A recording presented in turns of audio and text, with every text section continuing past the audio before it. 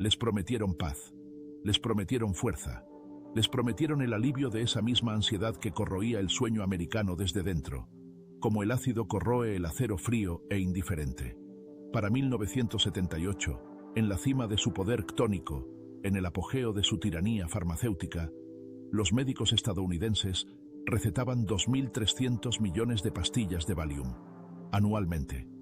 Era suficiente para que cada hombre, cada mujer y cada niño de este país, de costa a costa, recibiera su dosis personal y medida de calma química, su pequeña y amarga porción de olvido.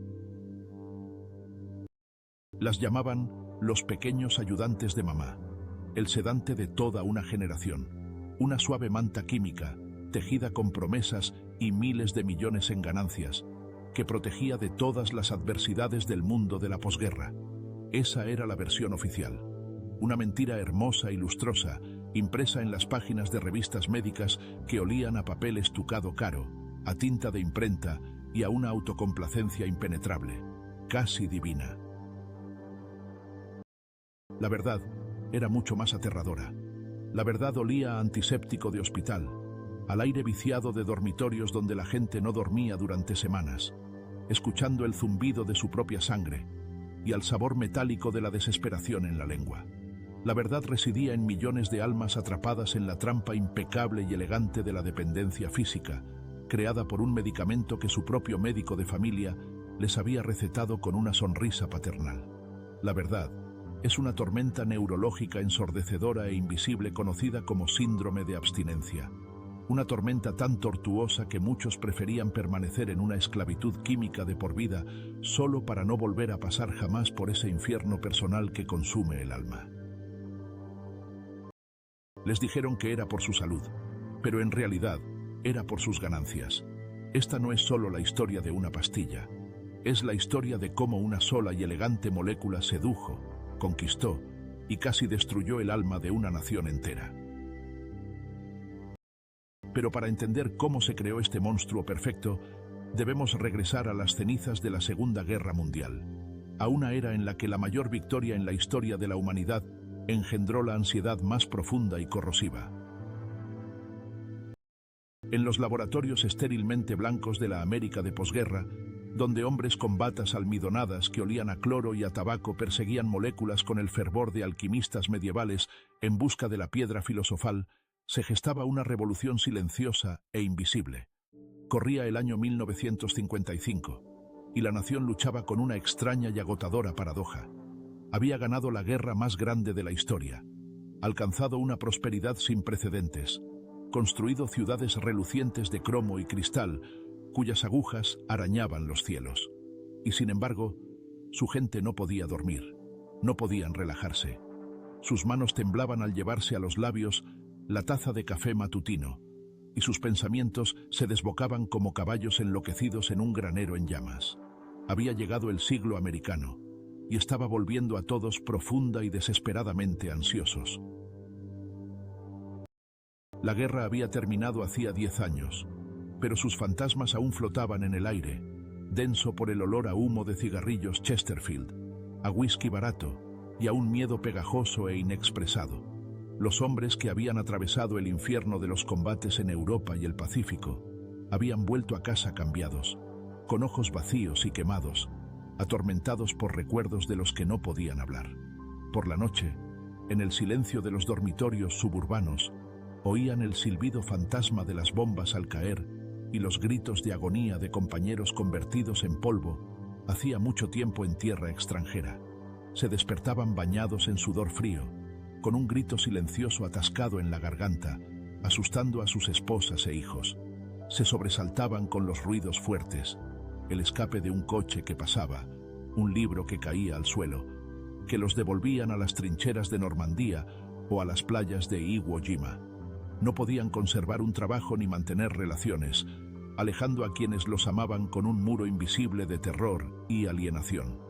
El término neurosis de guerra de la Primera Guerra Mundial había dado paso al más suave y eufemístico fatiga de combate. Pero la esencia seguía siendo la misma, una herida psicológica profunda y supurante que ningún médico sabía cómo curar. Y no se trataba solo de los veteranos. Sus esposas, que habían mantenido a flote a las familias solas durante los años de incertidumbre, que habían construido bombarderos Liberator y esperado cartas del frente escritas a lápiz en papel fino, descubrieron que la paz traía sus propias y sofocantes ansiedades. La presión de tener que crear hogares perfectos, criar hijos perfectos, mantener una apariencia perfecta como la de las estrellas de cine de las portadas de las revistas, era abrumadora. Los suburbios, con sus casas idénticas y sus céspedes impecables, debían ser un paraíso en la tierra, la encarnación del sueño americano. Pero para muchas mujeres, se convirtieron en elegantes prisiones de aislamiento y expectativas frustradas, con olor a cera para pisos y a limpiacristales. El aire olía a hierba recién cortada, a las rosas del jardín delantero y a una desesperación silenciosa, muda y omnipresente. El mundo corporativo, motor de la prosperidad estadounidense, exigía una conformidad absoluta. El traje de franela gris se convirtió en el uniforme de los negocios estadounidenses, y bajo esos trajes ásperos e idénticos latían corazones acelerados por la ansiedad y las anfetaminas. Había que trepar por la escalera corporativa, abriéndose paso a codazos entre los colegas. Las cuotas debían cumplirse a cualquier precio. El jefe debía estar satisfecho. La competencia era feroz, y el fracaso no era una opción. Olía a vergüenza y a despido. Los hombres desarrollaban úlceras de estómago que calmaban con leche y antiácidos. Fumaban un cigarrillo tras otro, llenando las oficinas de un humo azulado y asfixiante. Bebían mucho después del trabajo en bares con poca luz, intentando lavar la tensión del día y acallar la voz del miedo. Y no podían dormir. La industria farmacéutica lo entendía. Ya le había regalado al mundo los barbitúricos, fenobarbital, secobarbital. Estos pesados mazos químicos que podían noquear a una persona, sumiéndola en la inconsciencia, pero que con la misma facilidad podían matar. La línea entre la dosis terapéutica y la letal era aterradoramente, imperdonablemente delgada. Una sobredosis accidental en busca de sueño, una intencionada en un arrebato de desesperación. La diferencia era mínima. Los barbitúricos no hacían distinciones. Judy Garland, Marilyn Monroe e innumerables personas menos famosas pero no menos desdichadas encontraron su descanso final en los fríos brazos de estos compuestos despiadados. Las morgues de todo el país olían a su regusto químico. La comunidad médica sabía que necesitaba algo mejor, algo más seguro, algo que pudiera calmar el desquiciado sistema nervioso moderno sin detener el corazón. Necesitaban una tormenta controlada, no una explosión nuclear en el cerebro. Necesitaban el disparo de un francotirador, no un bombardeo de alfombra.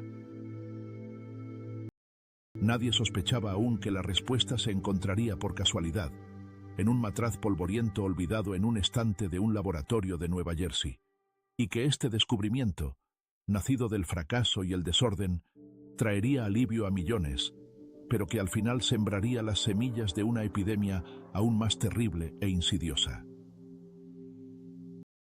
En la compañía farmacéutica Hoffman La Roche, en su filial estadounidense de Nutley, Nueva Jersey, a un químico polaco llamado Leo Sternbach se le encomendó una tarea que cambiaría el mundo. A él, un refugiado del régimen nazi, un hombre que había huido personalmente del horror escondiéndose en bosques y sótanos, un hombre que conocía el miedo de primera mano, se le encargó encontrar un nuevo tranquilizante, algo que pudiera competir con los exitosos sedantes como el Miltown, que otras compañías estaban desarrollando, generándoles millones.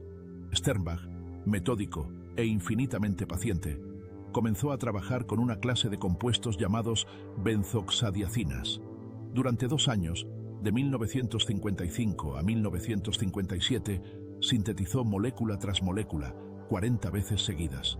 Su laboratorio era su universo, lleno del olor de los reactivos químicos, del ozono del equipo en funcionamiento y de una silenciosa y obstinada frustración. Los probó en ratones de laboratorio, buscando esa esquiva, casi mítica combinación de eficacia y seguridad. No encontró nada. 40 intentos, 40 fracasos. Los ratones, o bien permanecían igual de ansiosos, o se dormían demasiado profundamente, o morían. El proyecto fue declarado un fracaso. En 1957, molesto y presionado por sus superiores para pasar a investigaciones más prometedoras, Sternbach y su colega Earl Reader comenzaron una limpieza general en el laboratorio. Había que hacer espacio para proyectos nuevos y más prometedores. Allí, en un estante lejano, cubierto por una gruesa capa de polvo como un sudario, había varios compuestos cristalinos que habían sintetizado pero nunca probado. Uno de ellos estaba etiquetado Ro 50690. Por un capricho, quizás por un rigor científico arraigado en su ser, o por simple curiosidad humana, decidieron realizar una última prueba, solo para marcar la casilla, para cerrar el círculo. El matraz de vidrio estaba frío al tacto. Su contenido cristalino brillaba débilmente bajo la dura luz de las lámparas fluorescentes. Disolvieron el polvo y lo inyectaron a un grupo de ratones inquietos y neuróticos. Los resultados fueron extraordinarios. No solo buenos, increíbles. En estudios con animales, el compuesto inducía una profunda relajación muscular y sedación sin la más mínima depresión respiratoria que hacía tan mortales a los barbitúricos. Los ratones que recibieron el fármaco se volvieron tranquilos, casi filosóficamente serenos. Sus músculos tensos y agarrotados se relajaron, pero permanecieron conscientes y alertas. No se convirtieron en zombis químicos. El margen de seguridad era enorme. Se le podía dar a un animal una dosis muchas veces superior a la terapéutica, y simplemente se dormía plácidamente y luego se despertaba como si nada. Habían encontrado el santo grial de la psicofarmacología. Se toparon con algo sin precedentes. Un análisis posterior reveló algo aún más sorprendente. Resultó que el compuesto no era en absoluto una benzoxadiazina, como habían pensado. Durante la reacción química de síntesis, la molécula se había reorganizado espontáneamente en una estructura completamente diferente y hasta entonces desconocida. Un anillo de 7 miembros fusionado con uno de 6, con átomos de nitrógeno en lugares estratégicamente importantes. Habían creado por accidente, por error, la primera benzodiazepina del mundo. El mayor descubrimiento fue el resultado de un descuido. La dirección de Hoffmann-La Roche, al oler el dineral, se dio cuenta de inmediato del potencial. El desarrollo del compuesto se aceleró a una velocidad sin precedentes. Lo llamaron clordiazepóxido. El departamento de marketing, comprendiendo que ningún médico podría pronunciar ni recordar un nombre tan engorroso, le dio un nombre comercial que se convertiría en sinónimo del alivio de la ansiedad de mediados de siglo: Librium. Cuando el Librium llegó al mercado en 1960, fue una sensación instantánea. He aquí la píldora que podía calmar los nervios, relajar los músculos tensos y ayudar a la gente a dormir. Todo ello sin el peligro mortal de los barbitúricos. Los médicos, que vivían con el temor constante de recetar sedantes después de tantas sobredosis trágicas, ahora tenían algo que podían repartir con total confianza. El perfil de seguridad parecía revolucionario. Un paciente podía tomar un puñado de píldoras, una dosis 10 veces superior a la recomendada, y despertarse solo con una ligera resaca. Pero Leo Sternbach no había terminado. Era un perfeccionista. Trabajando en su laboratorio, empezó a juguetear con la molécula de clordiazepóxido, haciendo pequeños y precisos cambios para ver si podía mejorar la perfección. En 1963, su equipo sintetizó un nuevo compuesto. Era más potente, de acción más rápida y tenía un efecto aún más limpio que el Librium. El nombre químico: diazepam. El equipo de marketing de Hoffmann-La Roche se superó a sí mismo esta vez. Lo llamaron Valium, de la palabra latina valere, que significa ser fuerte o estar sano. La elección fue genial. No sugería debilidad o dependencia, sino recuperación, fuerza y equilibrio. No era un medicamento para los enfermos, sino una herramienta para los fuertes. No era una muleta, sino combustible de cohete para ascender en la escala social. El Valium fue aprobado por la FDA en 1963 y lo que siguió fue posiblemente el lanzamiento farmacéutico más exitoso de la historia. En 2 años, superó al Librium y se convirtió en el fármaco más recetado de Estados Unidos. Para 1969 se había convertido en el fármaco más recetado del mundo. En su apogeo, en 1978, los médicos recetaban la asombrosa cifra de 2,3 mil millones de pastillas de Valium anualmente solo en Estados Unidos. Las pequeñas pastillas amarillas, azules, blancas, cada dosis convenientemente codificada por colores, se convirtieron en el papel pintado químico de la vida estadounidense. El Valium no era una droga callejera, no era una sustancia exótica de un país lejano, era un medicamento. Venía de un médico, estaba recetado, era seguro, era normal. Y por un breve momento, químicamente mediado, en las décadas de 1960 y 1970, toda una generación llegó a creer que la ansiedad, el estrés y la fricción general de la existencia cotidiana no eran algo que se debía soportar, sino afecciones que se debían tratar. Farmacéuticamente, constantemente, con una pequeña y pulcra pastilla que tomaban 2 o 3 veces al día, cada día, por el resto de sus vidas. La revolución comenzó prometiendo paz y tranquilidad, pero sus verdaderas y destructivas consecuencias, como un veneno lento, solo se harían evidentes décadas después. La transformación del hogar estadounidense en la era de la posguerra fue profunda y extremadamente contradictoria.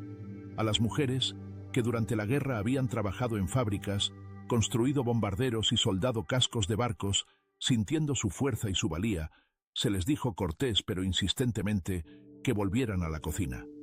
El sueño suburbano, ese nuevo Edén, se construía acre por acre en las afueras de cada gran ciudad. Casas de 2 pisos con garajes para 2 coches, céspedes bien cuidados con olor a fresco y la promesa de una dicha doméstica tranquila y serena. Pero algo en ese paraíso estaba fundamentalmente mal. El ama de casa, esa imagen idealizada de los anuncios, con su vestido almidonado y sus perlas, se estaba asfixiando.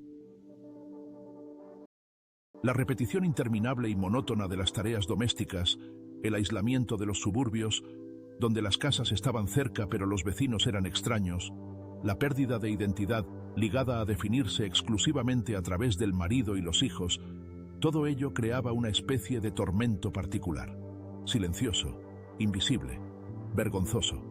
La escritora Betty Friedan lo llamaría más tarde el problema que no tiene nombre. Sin embargo, el estamento médico tenía un nombre para ello: ansiedad. Y tenían una solución. Las mujeres acudían a sus médicos de familia quejándose de nerviosismo, de migrañas, de cefaleas tensionales, de una inexplicable incapacidad para hacer frente a las exigencias diarias de la gestión del hogar. Describían una sensación de estar atrapadas, agotadas por la monotonía de todo, como si las paredes de su casa ideal se estuvieran cerrando lentamente. Y sus médicos, casi exclusivamente hombres, estaban entrenados para ver estas quejas a través de un prisma muy específico y simplista. No eran problemas sociales ni cuestiones existenciales. Eran síntomas médicos, y los síntomas médicos requerían un tratamiento médico. Se sacaba el talonario de recetas y el bolígrafo, con un ligero chirrido, escribía en él la palabra mágica. Primero, Librium, luego Valium. Las pequeñas pastillas se convirtieron en una parte tan integral de la rutina del ama de casa suburbana como el café de la mañana y las telenovelas de la tarde. Tomar una por la mañana para sobrevivir al caos del desayuno y llevar a los niños a la escuela. Tomar otra a mediodía, cuando la soledad se volvía casi palpable, densa como la niebla. Quizá una tercera antes de la cena, para limar las asperezas del día y hacer soportable la velada con un marido cansado y silencioso. Las compañías farmacéuticas dirigieron su marketing directamente a este grupo demográfico, aunque no a través de anuncios de televisión para los consumidores. Eso se permitiría mucho más tarde. En su lugar, bombardearon a los médicos con anuncios en revistas médicas y a través de un ejército de encantadores representantes farmacéuticos. Los anuncios eran sorprendentemente francos en sus suposiciones sexistas. Mostraban a amas de casa agotadas, a mujeres abrumadas por los hijos y las tareas domésticas, a mujeres tensas, irritables, difíciles. El subtexto era claro. Estas mujeres eran problemas que debían ser gestionados, y el Valium era la herramienta de gestión ideal. Un anuncio de Hoffman La Roche de esa época mostraba a una mujer rodeada de niños gritando, su rostro una máscara de estrés. El pie de foto decía, sola y psiconeurótica. El mensaje era coherente. Cualquier desviación de la perfecta y serena tranquilidad de una muñeca, cualquier manifestación de estrés o insatisfacción humana normal, era una condición médica que requería una intervención farmacéutica. Y las mujeres tomaban las pastillas, no porque fueran débiles o estúpidas, sino porque sufrían, y esa era la única ayuda que se les ofrecía. Nadie discutía si las exigencias que se les imponían eran razonables. Nadie suponía que el problema pudiera ser estructural y no personal. Nadie reconocía que la sensación de asfixia en una vida limitada por las expectativas de los demás podía ser una reacción completamente racional y no el síntoma de una enfermedad. Las pastillas funcionaban, al menos al principio. El Valium poseía la notable capacidad de suavizar la ansiedad, de limar las asperezas de la realidad y de hacer que lo insoportable fuera simplemente agotador. Aquel nudo constante de tensión en el pecho se aflojaba. Los pensamientos acelerados se ralentizaban. El mundo se volvía más suave, más manejable, un poco más distante, como si estuviera detrás de un cristal esmerilado. Pero se desarrollaba la tolerancia. El cuerpo, ese ingenioso mecanismo de adaptación, se acostumbraba a la presencia constante del fármaco.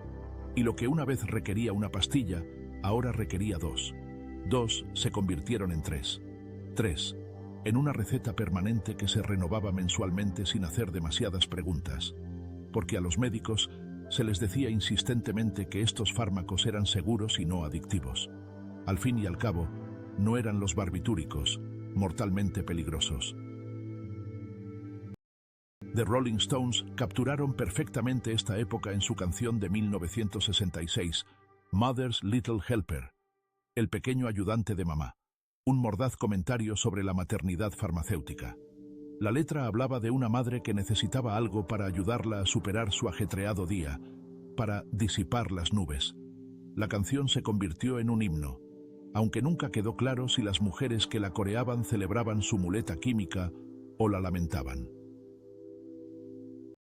A principios de la década de 1970, el consumo de Valium en Estados Unidos alcanzó las proporciones de una epidemia silenciosa. Un estudio reveló que entre el 15 y el 20% de las mujeres estadounidenses habían consumido una benzodiazepina en el último año. No se trataba de drogadictas callejeras que se inyectaban en sórdidos callejones. Eran madres, maestras, secretarias, enfermeras, mujeres respetables con recetas respetables de médicos respetables. No sabían que las pastillas en las que tanto confiaban estaban alterando lenta, imperceptible e irreversiblemente la química de su cerebro, de formas que harían que dejar de tomarlas fuera casi imposible. No sabían que la salvación que sostenían en sus manos era en realidad una jaula. Mientras a las amas de casa se les recetaba Valium para la angustia existencial, la comunidad psiquiátrica experimentaba su propia revolución, mucho más ruidosa, y las benzodiazepinas estaban en su epicentro. Las décadas de 1960 y 1970 fueron un punto de inflexión en el tratamiento de las enfermedades mentales, y estos nuevos y limpios fármacos desempeñaron un papel clave y definitorio en ello. Antes de las benzodiazepinas, el arsenal de la psiquiatría era limitado y a menudo inhumanamente cruel. Las enfermedades mentales graves se trataban con terapia de coma insulínico, que inducía comas artificialmente, arriesgando la vida del paciente, con terapia electroconvulsiva, que pasaba una potente corriente eléctrica a través del cerebro para inducir convulsiones, lo que a menudo provocaba pérdida de memoria. Y por supuesto, con la lobotomía prefrontal, un procedimiento bárbaro que consistía en cortar las conexiones nerviosas en la corteza prefrontal del cerebro con un instrumento parecido a un picahielos. No eran intervenciones sutiles, eran medidas desesperadas y bárbaras para situaciones desesperadas, y a menudo dejaban a los pacientes en un estado peor, vegetativo, que antes. Para las afecciones más leves, para los trastornos de ansiedad y las neurosis que llenaban las clínicas psiquiátricas ambulatorias, las opciones eran la terapia de conversación o los barbitúricos. La terapia de conversación era cara, requería mucho tiempo y tenía una eficacia dudosa. Los barbitúricos eran peligrosos, potencialmente mortales, y convertían a los pacientes en zombies sin voluntad. Las benzodiazepinas lo cambiaron todo. Apareció un fármaco que actuaba rápidamente. Era sorprendentemente seguro en caso de sobredosis y podía ser recetado por cualquier médico, no solo por un psiquiatra. Democratizó la atención psiquiátrica de una manera que nunca antes había sido posible. El médico de cabecera ahora podía tratar los trastornos de ansiedad con la misma confianza con la que trataba la hipertensión o la angina de pecho. Los fármacos eran real e indiscutiblemente eficaces. En estudios controlados, las benzodiazepinas superaron consistentemente al placebo en la reducción de los síntomas de ansiedad. Los pacientes informaban que se sentían mejor, dormían mejor y funcionaban mejor. Para las personas que sufrían ataques de pánico, cuando el corazón late como un pájaro atrapado, la respiración se vuelve imposible y una certeza helada y abrumadora de muerte inminente oprime el pecho, las benzodiazepinas podían detener un ataque en seco. Para aquellos con trastorno de ansiedad generalizada, donde cada momento está lleno de un temor vago pero omnipresente, los fármacos proporcionaban un alivio que ninguna terapia de conversación parecía poder ofrecer. Los servicios de urgencias empezaron a utilizar benzodiazepinas para el síndrome de abstinencia alcohólica, una condición que puede ser mortal. Los fármacos prevenían las convulsiones, reducían los temblores y hacían tolerable el agónico proceso de desintoxicación. Los anestesiólogos las usaban antes de la cirugía para calmar a los pacientes e inducir amnesia, para que la aterradora experiencia del viaje al quirófano, el olor a antiséptico y el brillo del acero no quedaran en la memoria.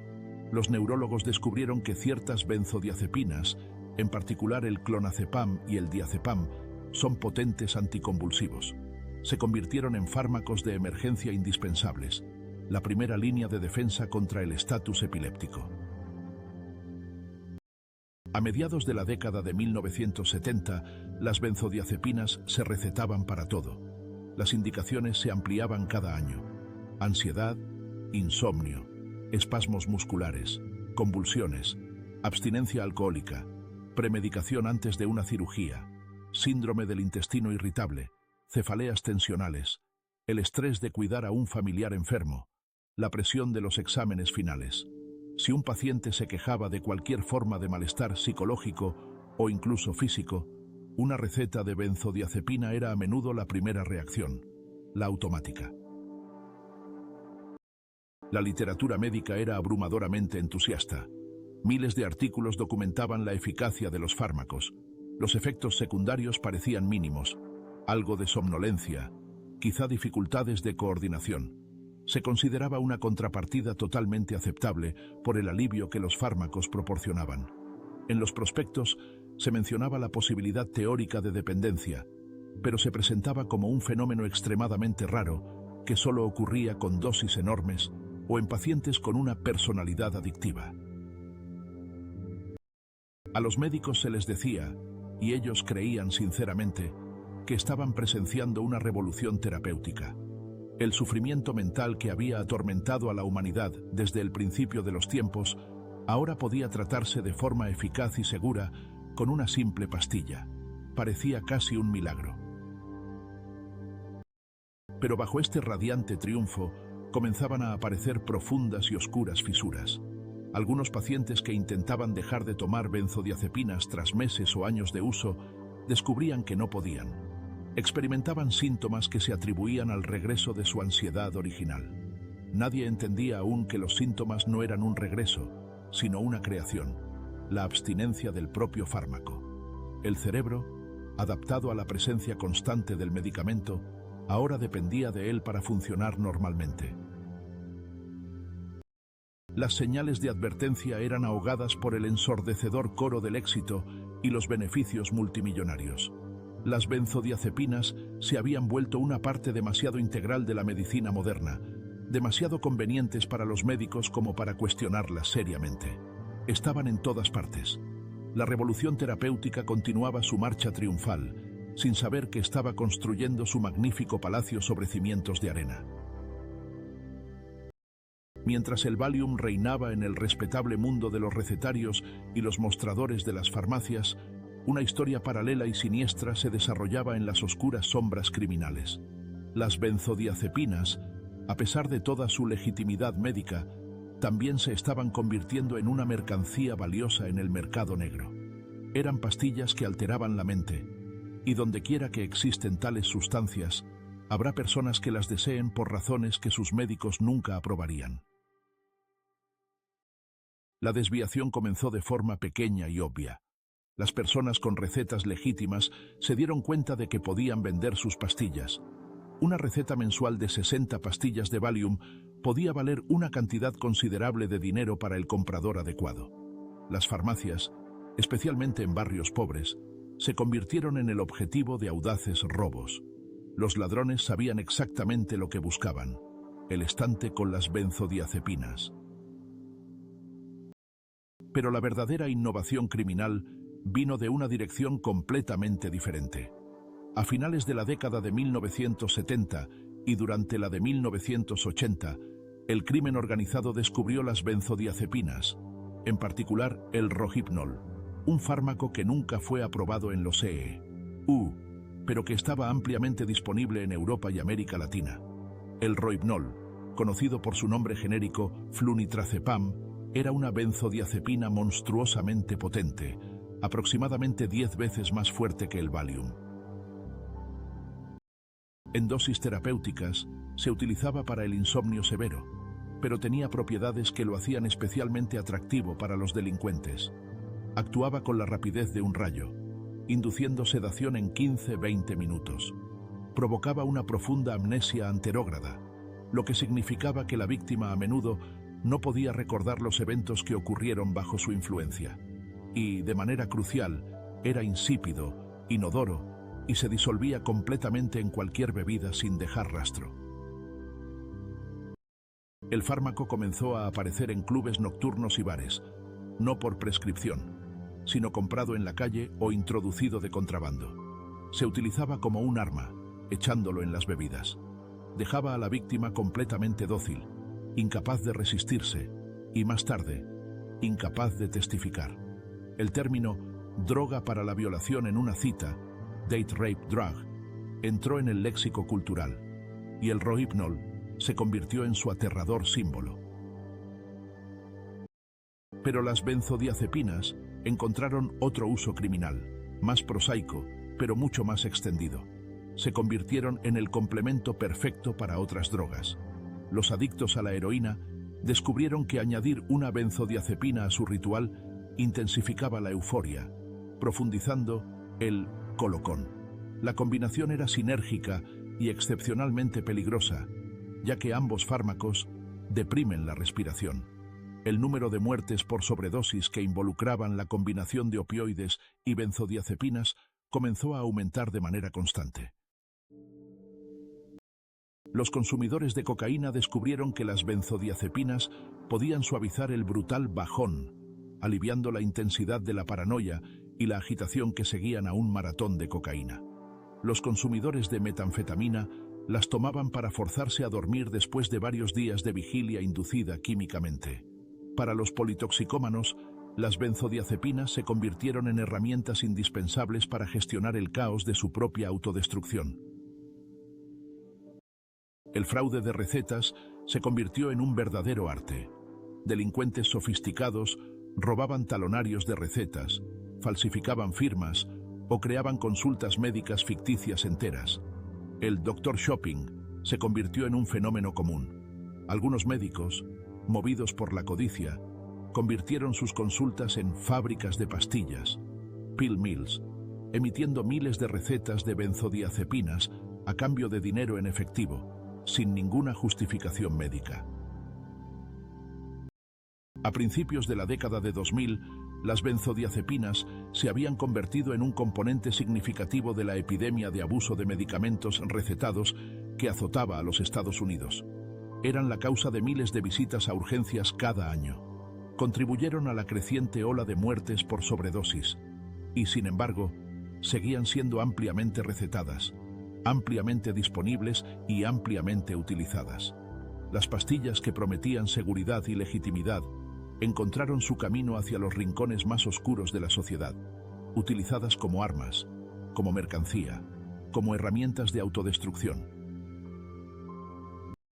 Las primeras grietas en el consenso sobre las benzodiazepinas aparecieron a finales de la década de 1970 y no provinieron de investigadores médicos, sino de los propios pacientes. Principalmente mujeres comenzaron a hablar sobre sus experiencias al intentar dejar los medicamentos que les habían recetado durante años. Describían algo que no se correspondía con la narrativa médica oficial.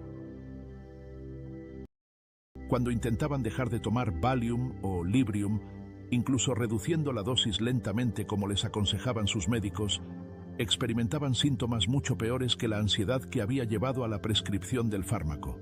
Insomnio severo que duraba semanas.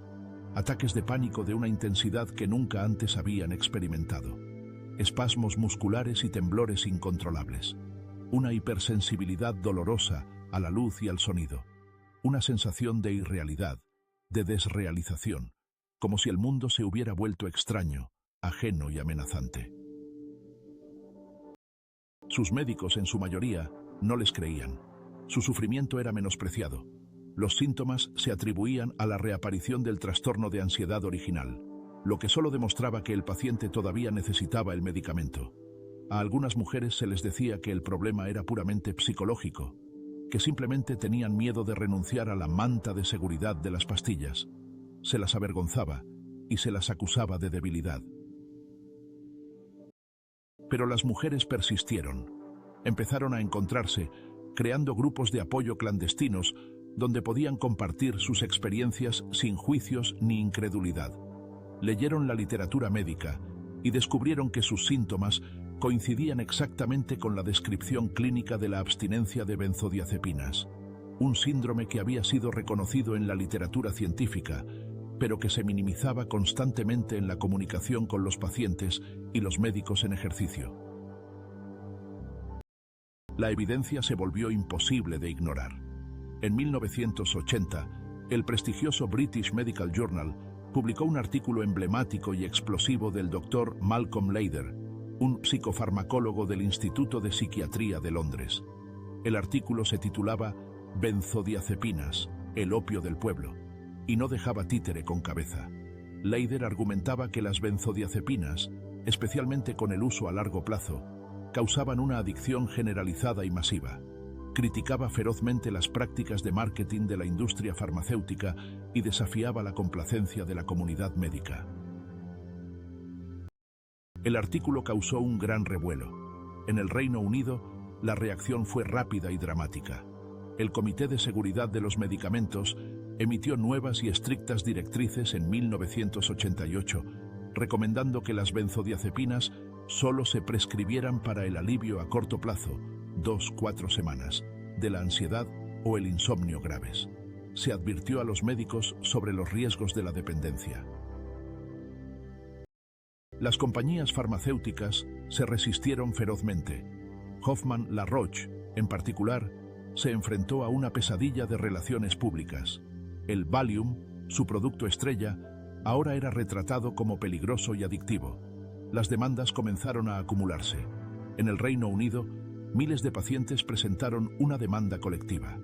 En 1994, después de muchos años de litigio, el caso fue resuelto. Los pacientes no recibieron nada. El juez dictaminó que, si bien la adicción era un riesgo real, estaba indicado en la letra pequeña de las instrucciones. Fue una victoria vacía y cínica para la industria farmacéutica. El daño a la reputación de las benzodiazepinas estaba hecho. A principios de la década de 2000, el consenso médico había cambiado. Las benzodiazepinas ya no se consideraban un medicamento milagroso. Las directrices oficiales ahora establecían claramente usar solo a corto plazo, en la dosis más baja. Pero esto dejó un problema enorme sin resolver. ¿Qué pasaba con los millones de personas que ya habían estado tomando estos medicamentos durante años, si no décadas? Para ellos, el daño ya estaba hecho. Se enfrentaron a una elección terrible: continuar con un medicamento ahora reconocido como dañino o someterse al proceso agonizante y prolongado de la abstinencia. Y justo cuando la comunidad médica comenzaba a reconocer con cautela los problemas de las antiguas benzodiazepinas, la industria farmacéutica lanzó una nueva campaña, aún más agresiva, que crearía una generación completamente nueva de adictos. El medicamento se llamaba Alprazolam, se comercializaba bajo la marca Xanax y se convertiría en el fármaco definitorio para la ansiedad de finales del siglo XX y principios del XXI. El Xanax no era nuevo. Fue aprobado por la FDA en 1981 específicamente para el tratamiento del trastorno de pánico. Pero a finales de la década de 1990 y en la de 2000, su uso se disparó. A diferencia del Valium, que se asociaba con las amas de casa reprimidas de la década de 1970, el Xanax se comercializaba como una solución moderna y de alta tecnología para la ansiedad contemporánea. Era de acción rápida, potente y eficaz. Venía en dosis convenientes, incluidas las tristemente célebres barras de 2 miligramos, Xanax Bars, que se convirtieron en un objeto de culto. El momento era perfecto. Estados Unidos, a finales de la década de 1990 y en la de 2000, estaba experimentando una nueva ola de ansiedad.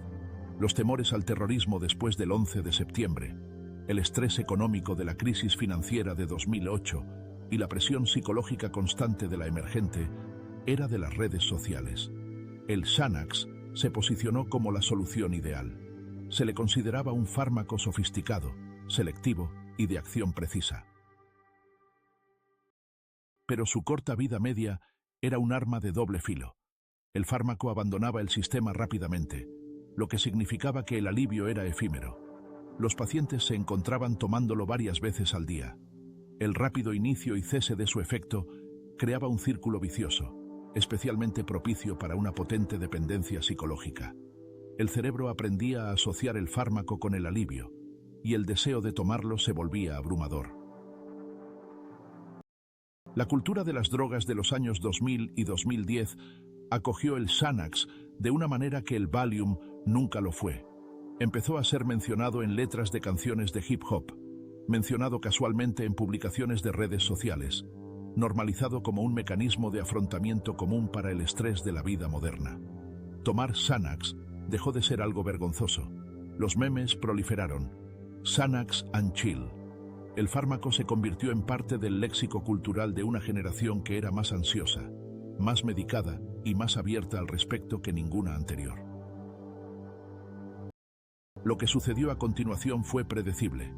Surgió una nueva ola de adicción y abstinencia, esta vez entre pacientes más jóvenes. La abstinencia del Xanax, debido a su corta vida media y alta potencia, era a menudo incluso peor que la de las benzodiazepinas más antiguas. Los síntomas aparecían rápidamente y eran insoportablemente intensos. En la década de 2010, la historia se tornó aún más sombría. El Xanax se entrelazó con otra epidemia, la crisis de los opioides. La combinación de benzodiazepinas y opioides era especialmente mortal. Ambos fármacos deprimían la respiración y juntos creaban un efecto sinérgico que podía detenerla por completo. Las muertes por sobredosis que involucraban benzodiazepinas, casi siempre en combinación con opioides, se dispararon. En 2019, las benzodiazepinas estuvieron implicadas en más de 9.000 muertes por sobredosis en los Estados Unidos. Las pastillas que habían prometido seguridad y alivio se convirtieron en un factor significativo en una de las epidemias de drogas más mortíferas de la historia estadounidense. La generación Xanax se encontró en la misma trampa que la generación de sus abuelas décadas antes. Se les recetó un fármaco que funcionaba brillantemente a corto plazo, pero que a largo plazo creaba problemas mucho peores que los síntomas originales. Y el sistema médico que había creado el problema parecía completamente incapaz de resolverlo. Para entender cómo las benzodiazepinas pasaron de ser un fármaco milagroso a un desastre médico, debemos viajar a la arquitectura microscópica del cerebro, al mundo de los neurotransmisores y receptores, donde mensajes químicos invisibles determinan cada uno de nuestros pensamientos, cada sentimiento, cada aliento. El cerebro humano es una máquina electroquímica de una complejidad asombrosa. Sus 100.000 millones de neuronas se comunican mediante mensajeros químicos llamados neurotransmisores. El equilibrio entre la excitación y la inhibición es lo que permite que el cerebro funcione. El principal neurotransmisor inhibidor del cerebro es el ácido gamma-aminobutírico, o GABA. Cuando el GABA se une a sus receptores, hace que las neuronas sean menos propensas a activarse. Calma la actividad neuronal. En cierto sentido, el GABA es el tranquilizante natural del cerebro, el freno químico que previene la excitación descontrolada y mantiene la estabilidad del sistema.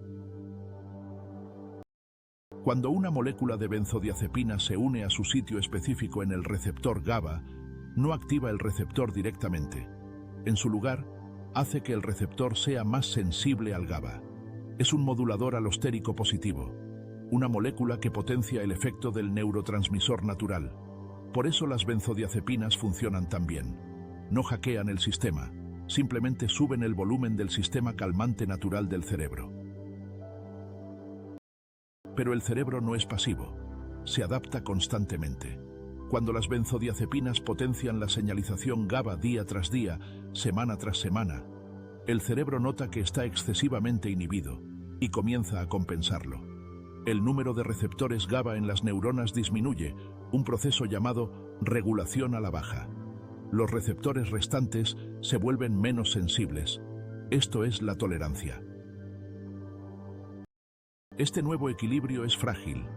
El cerebro se ha adaptado a funcionar con el fármaco. Si se retira el fármaco de repente, el sistema se sume en el caos. Hay muy pocos receptores GABA y son demasiado insensibles. Los sistemas excitatorios, que se han fortalecido para compensar, ahora operan sin oposición. El resultado es un estado de hiperexcitabilidad extrema.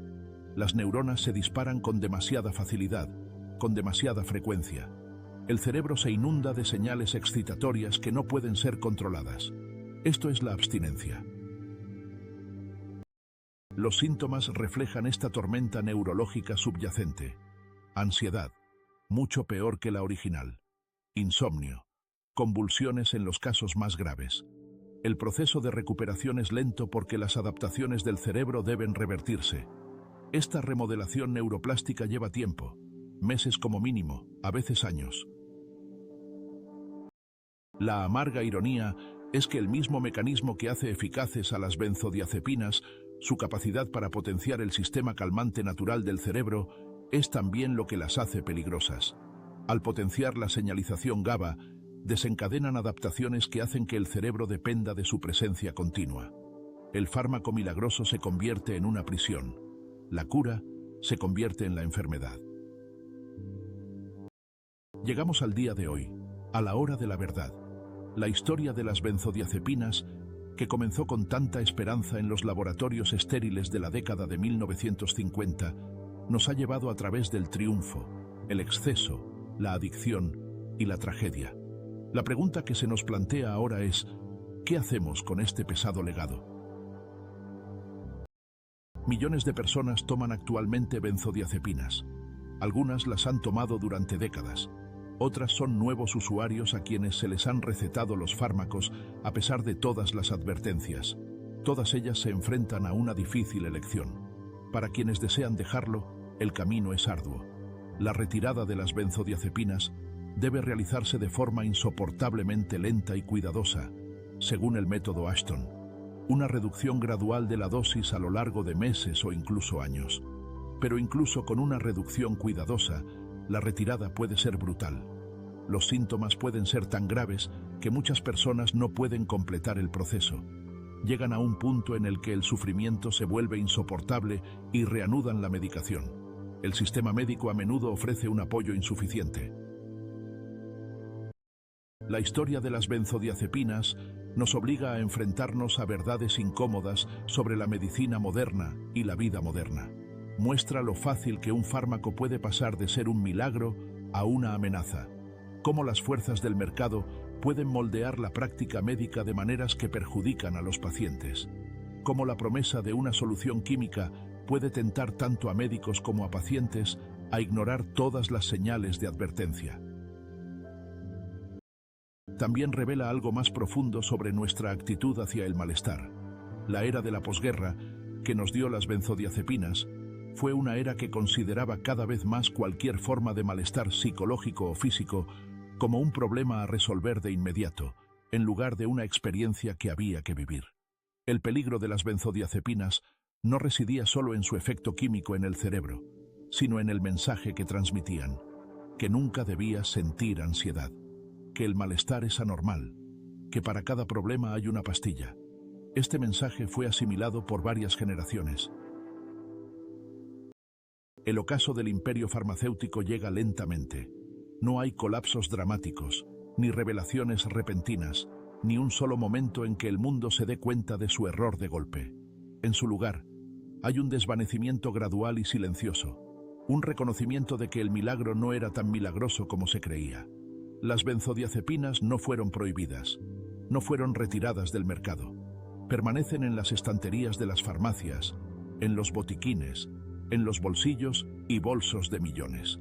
Pero su reinado indiscutible ha terminado. El momento cultural en que el Valium era el símbolo de una era ha pasado. Queda una evaluación más sobria y amarga. Son fármacos potentes, con usos legítimos y riesgos muy serios. Deben prescribirse con cautela, usarse con moderación y suspenderse cuando sea posible. Esto es lo que dicen todas las directrices modernas. Pero la comprensión no borra el pasado. Las personas que se volvieron adictas a estos fármacos en la era de la prescripción negligente todavía existen. Y hay víctimas, aquellos que no sobrevivieron. Sobredosis, casi siempre en combinación con otros fármacos.